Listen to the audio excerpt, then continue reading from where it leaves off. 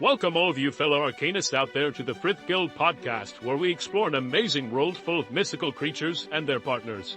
Our hosts are Eric Smith and Scott Wareham, and they'll be your guides along this journey through Plague and Skyships. So grab your Eldrin, strap on your swords, and get ready to defend the innocent from evil. Throughout this series, if you have not caught up to the chapters being discussed today, we urge you to hit the pause button, grab your copy of this wonderful book, and catch up. We'll be here when you get back. The back cover of Plague Arcanist reads thus: Deserts, rogues, a secret hidden in an underground maze. Every moment counts as Volke Sabin races south to the city of New Nora. His goal? Find Thiessen Venrover, the famous artificer who may have a cure for the arcane plague. Separated from most of the Frith Guild, and even his sister, Volke must rely on the crew of the airship, the Sun Chaser, to help him find Thiessen in time. To complicate matters, the desert city of New Nora is steeped in mystery, and the massive maze under the streets could potentially solve all the Volke's problems. With hunters after him and dread pirates in the port, Volke finds himself forced to choose between equally terrible options.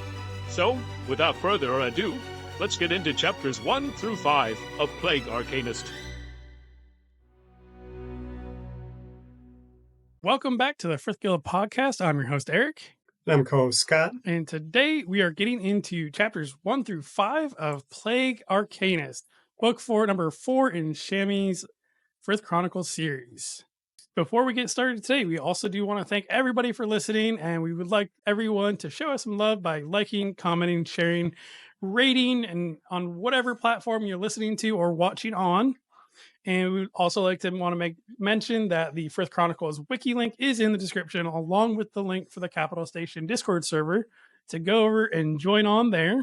Before we get to chapter 1, I just got to say that Volke must have been getting really bored with the main quest line and decided to just start doing some side questing. That's really what it felt like, just a little like one-off. Oh, I'm going to go adventure with the airship for a while. We do get started with chapter 1, the Arcane Plague, and open up to Volke dropping his guild pendant, realizing he's not really part of the guild anymore, so he's going to get rid of it, even though he just got it back from Karna, so he's never really valued it too much, I guess. Our apprentices and But living and stuff. Yeah, he's going to have to pay for that too, deduct from his pay. Him, Adelgis, Fain, and their Eldrin are boarding the airship, and Wraith is definitely not a fan of the airship, so fine when ships are on sea, but not when they're in the air. And the ship itself is crafted out of dragon and griffin bones. It's got giant wings and a spinal cord going along it, and I just pictured Jim Carrey coming through with this, "It's a lie." They do end up climbing the ladder up to the ship. Volke ends up bleeding a little on the ladder, and ends up realizing it's going to soak into the ladder, and it's okay in the end. So he makes his way up to the ship. And Volke seems a little tired, and maybe he shouldn't have stayed up so late playing video games so many nights in a row. Yeah, he really hurt himself, partying too hard with them in the inn. And to end the chapter, we do end up meeting Captain Devlin, who is the captain of the airship and also the rock arcanist. And leading in chapter 2, the Sun Chaser. Talk about political powder keg when the other territories find out that Oma has died and Rashawn took over the empire at the capital. Like, everybody's going to be vying for this now. Yeah, he's one day into his crown. Like, you also got to remember that he doesn't know how to use an aura. Even Zelfrey doesn't know how to use an aura. So how is he going to use this prosperity aura? Yeah, it's really going to hurt the nation. So Fain takes the clothes away as Volke is taken to the washroom, and Fain is going to be seen as the cleaner or the maid of Volke for the time being, because Fain and Wraith are immune to the plague. So Fain gets the lovely job of taking Volke's dirty, bloody clothes and keeping track of all that. Luther hates to see Volke despondent, and I actually had to look this one up. I wasn't really sure what that meant. But essentially, it's just low, like without hope, low spirits, that kind of thing. Volke has to be seen by the ship's surgeon before he can get dressed. So Volke's just sitting in the washroom, completely naked, with his thing sitting over him. And Fain is just sitting in the washroom with Volke. And this has got to be this tiny little washroom, so I can't imagine they have much room to begin with. They can't even open the door fully to the washroom. That's how small this area is. Fain just wants Volk to train him formally while they're side questing. As Volk's getting seen by the surgeon, I don't know if it was explicitly mentioned or not, but I'm assuming the surgeon is not an arcanist and therefore can't contract the plague as well. I want to say so because I know that the other two women that came in after the surgeon, they were not arcanists either. So I think there's quite a few mortals on the ship that are basically immune to the plague because they're not arcanists. Works out for them. Right. So Volk has to really be trying to not downward spiral right now, and I completely understand that. Fain is going to be there for Volk now, though, in the washroom while he's naked. So Volk is given bandages in case he bleeds, so that he can be wrapped up at all times in case he does get cut, and that way it can absorb into the bandage and not anywhere else. And we find out that only 2 years have passed since Nightmare Arcanist, since he tried the trial of worth for the Phoenixes. And like, holy crap, Volk is 17. Just like, what a mind blown there. I know, it's a lot of adventuring for a 17-year-old. I mean, shoot, how much has he been through already? Like, crap. No wonder he doesn't know how to figure out a relationship or romance yet. Definitely not at 17. So we find out that Karna is actually the quartermaster on the ship, and she is responsible for recruiting the supplies and training of everybody on the ship. And she is essentially the only person below Captain Devlin as far as like the ship hierarchy goes. She only answers to him. She does not have anybody else. We get some more information about Captain Devlin as we see the captain's rock, which is Mesos. And she is described as being the size of a small whale. And I do like the reminder going into this book specifically. I like the reminder of all the different parts of the ship and all the different terminologies, and talking about the steel rings on the barrels being liquid, not other stuff. We forget a lot of this because we were on land through the whole third book. So there's a lot of good refresher information about ships and that kind of thing starting this book. Karna does tease Volk about meeting the blacksmith of the ship, and Karna really does want Volk to stay. And you get the feeling that it's like, stay long-term with her, not just on the ship. So Volk's still working his little romances on the side. I mean, there was one option taken off the plate, and then the second one's kind of at a pause, so... And honestly, he's got the plague, so it feels like this one should be on a pause as well. Got to play your cards here when you can, okay? And that brings us into Chapter 3, which is the airship crew. They are staying essentially in a storage room. There are still supplies being stored in their bedroom. They just have a few hammocks that were thrown up in there as well. Fain, immediately being used to the boat life, hops on the hammock instantly at home. Adelgis comes in, ends up putting Volk to sleep, and Volk has these dreams of being on the island of Ruma. Gravekeeper Williams there, essentially giving him a pep talk for how to handle the plague. Volk mentions that Gravekeeper William is 6 inches taller than Volk. We know Volk is about 6 feet tall. Volk is considered tall to begin with. And then we see Gravekeeper William at 6'6". So this guy must be an absolute giant in comparison to everybody else. I imagine Gravekeeper Williams is probably the first one picked for the basketball team, and when I imagine when he was a naval officer, he probably had a hard time getting around the ship because of how tall he was. Yeah, it's not built for people that big. A lot of bending over. For most of the people that Volk has seen, their role has meant for them to die with the plague. So when we think of people protecting the throne room, they are going to stay at their post and live and die by that regardless of plague. Volk's in a unique situation where he actually could survive the plague. He's not infecting anyone right now. They're on their way for a cure, so the big thing that he struggles with is, am I being selfish looking for a cure? Gravekeeper William gives him the point of, what if you find it? What if you survive? You've done so much already. And there's so much good that could actually come of this. So that conversation is really helpful for Volke. It gives him a lot of the kind of back and forth that I think he needed with the Arcane Plague that he wasn't really able to open up with anyone else about. When he does wake up, though, there is a very sneaky person holding a knife to his throat. So Luther is luckily out getting food, which is fun for something that doesn't need to eat. Adelgis actually arranged for this to happen, so he heard the thoughts of the women stalking the cabin, essentially arranged for this threatening to happen so that she could get her words out to Volke and essentially tell him, if anyone on the airship crew gets hurt, if anything sketchy happens, she's coming straight for him. So Adelgis being the real good friend there and helping him out. They do make their way up to the deck. They get to see kind of the world from the airship, which has to be just an amazing view. And a young child appears. This child is Bayou, and she also does have an eye patch similar to Ilya. And as they go through their conversation, she essentially taking notes, keeping records for the ship. And the thing that comes up is that she knows Volke's real last name. So even when he tells her Volkswagen, she goes, "Oh, that's not your name." So she is obviously more familiar with Volke than she probably should be. The final piece of fun information that we get in this is just from listening to thoughts. Adelgis has pretty much figured out that it is a ragtag bunch for a crew. Everyone who comes from a questionable background has gone through some sort of hardships and struggling to get back from, but the airship is pretty much giving them a chance at a better life.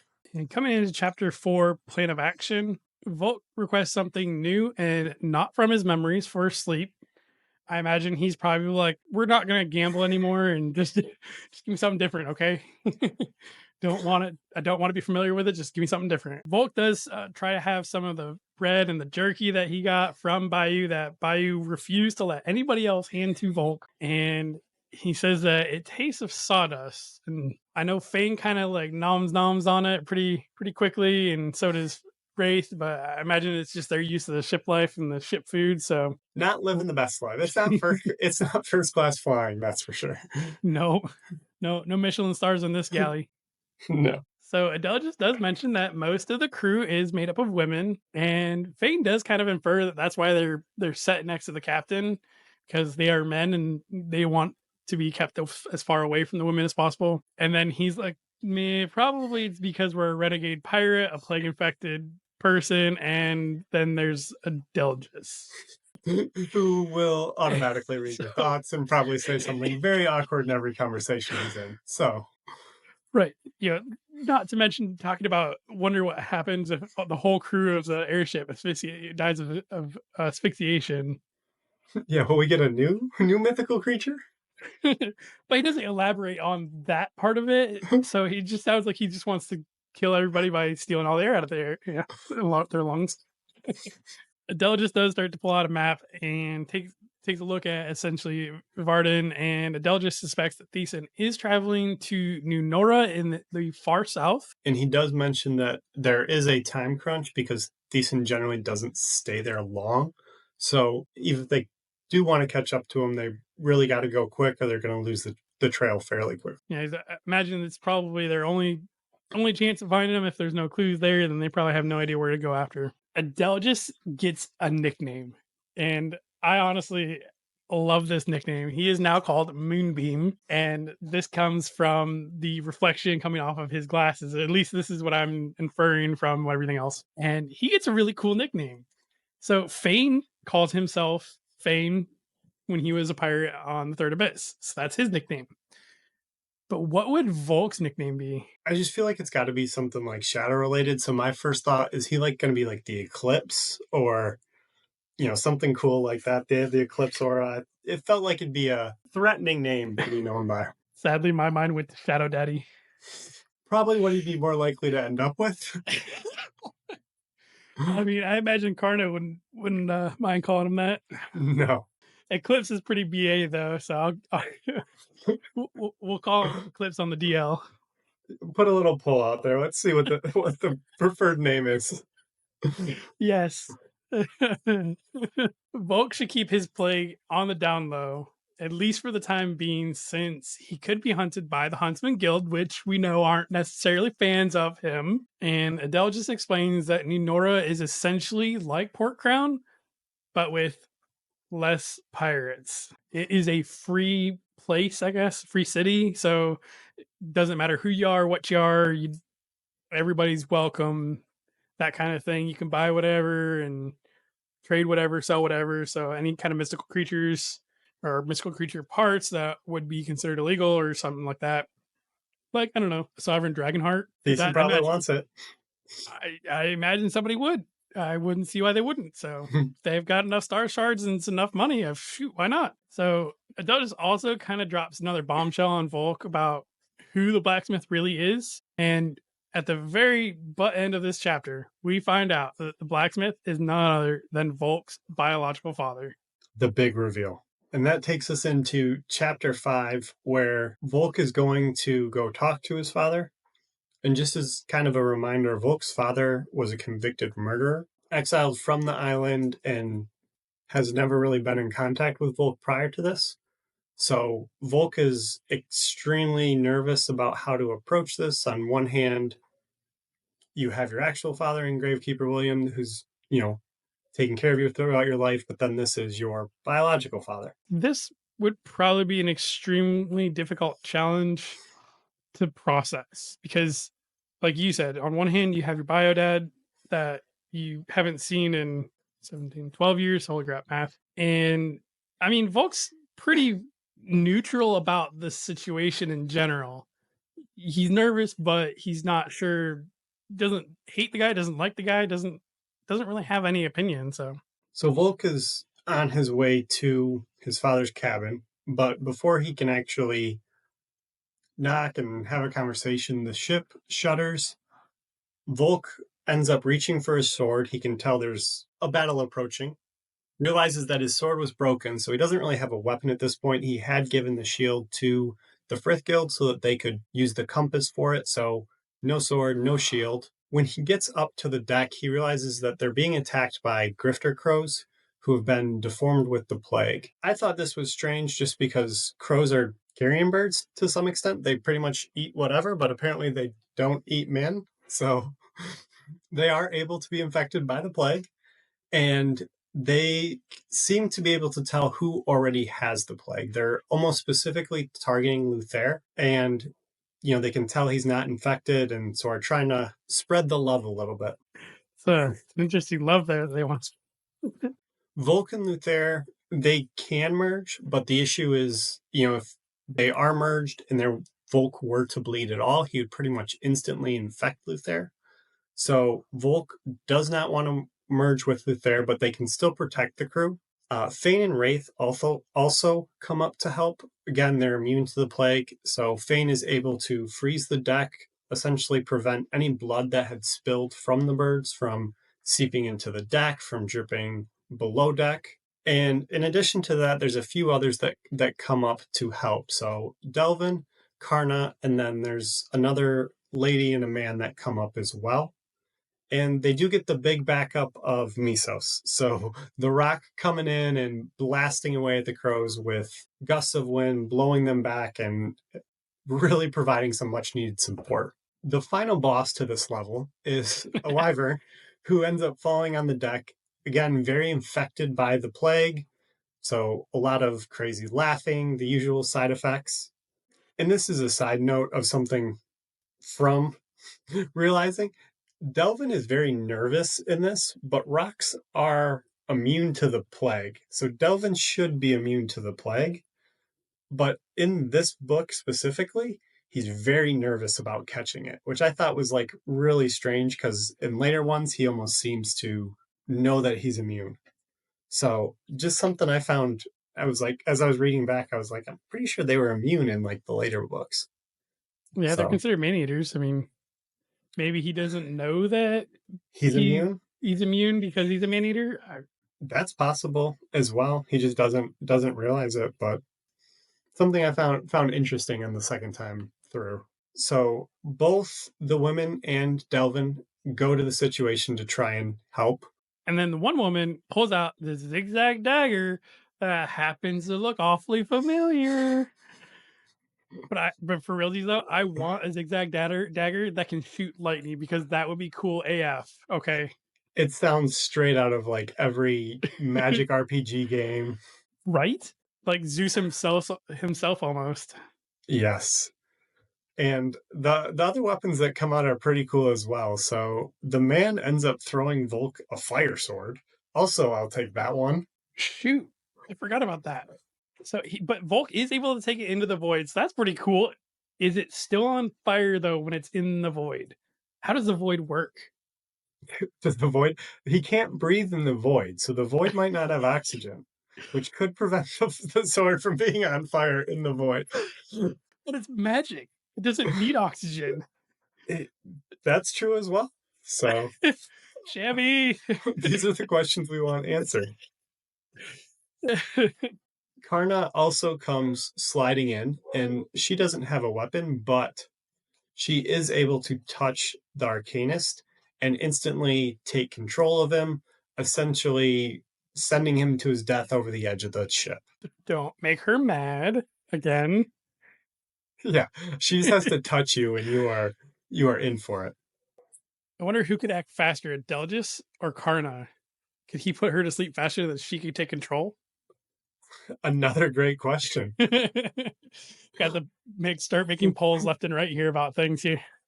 Who's fastest? Another thing we want to know is the wyvern, before it was killed, was wanting Volke to help infect other people with the plague. Because again, you said with the grifter crows, they kind of seemed like they knew Volke already had the plague and purposely avoided him because they know that he was already infected and they were wasting their time otherwise. Yeah, it's very interesting. So it seems like there's some sort of added bonus with the plague that you can tell when others are infected as well at some point. So very interesting. I don't know if I want that as a bonus. Yeah, I don't either. It's not a good bonus. It doesn't sound like a good one. It's a very low trait roll. This is where chapter 5 does end for this week. We don't really have any new bestiaries or any new mythical creatures.